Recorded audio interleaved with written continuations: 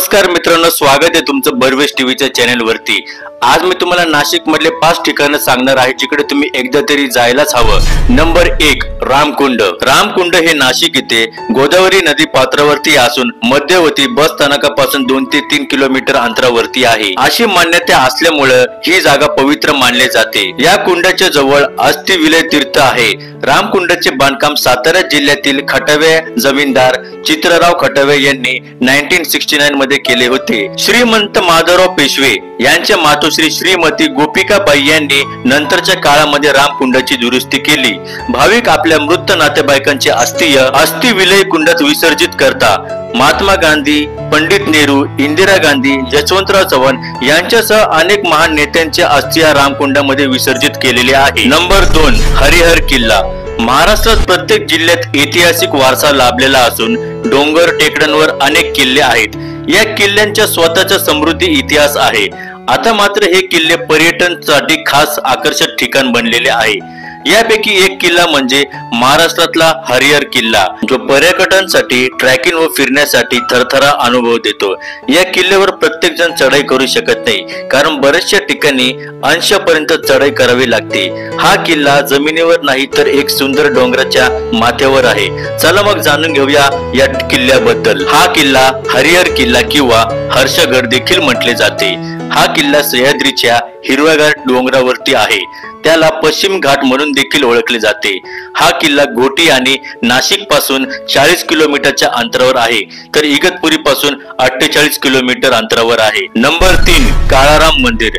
काळाराम मंदिर सरदार रंगराव ओडेकर यांनी सन 1782 मध्ये जुन्या लाकडी मंदिराच्या जागेवर बांधले।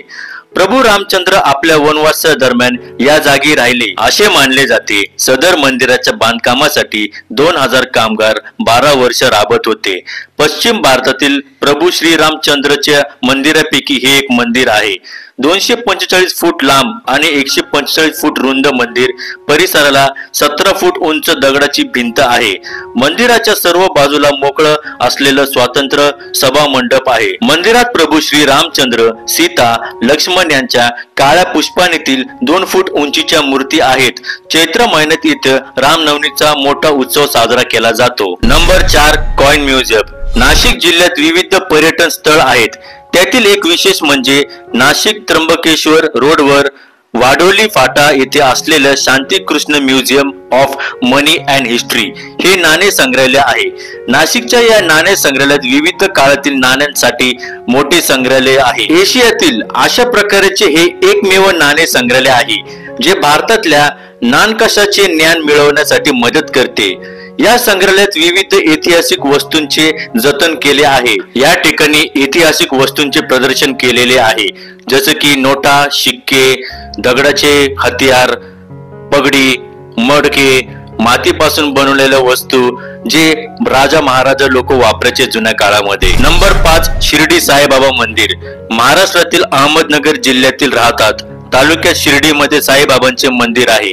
या शिर्डीमध्ये साईबाबांचे वास्तव्य असल्यामुळे त्यांना शिर्डीचे साईबाबा असे ओळखले जातात। साईबाबांनी शिर्डीमध्ये 60 वर्ष राहून मानवतेची सेवा केली।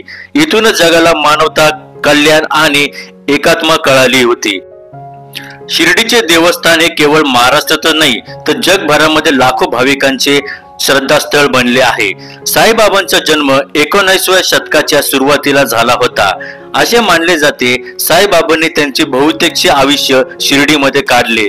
व्हिडिओ आवडला असेल तर बर्वेश टीव्हीला नक्की सबस्क्राईब करा।